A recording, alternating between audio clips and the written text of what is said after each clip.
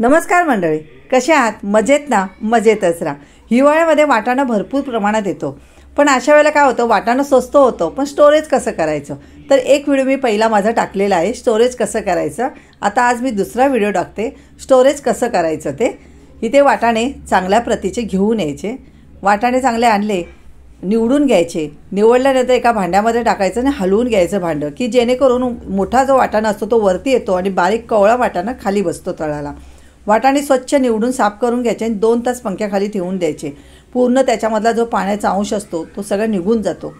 चांगले कोरडे वाटाणे झाले की छोटे छोटे मी इथे पॅलेथिनच्या पिशव्या घेतलेल्या आहेत, त्याच्यामध्ये वाटाणे भरून घ्यायचे आणि वाटाणे भरताना त्याच्यामध्ये अजिबात हवा राहणार नाही ह्या पद्धतीने दाब देऊन ती पॅक करायची।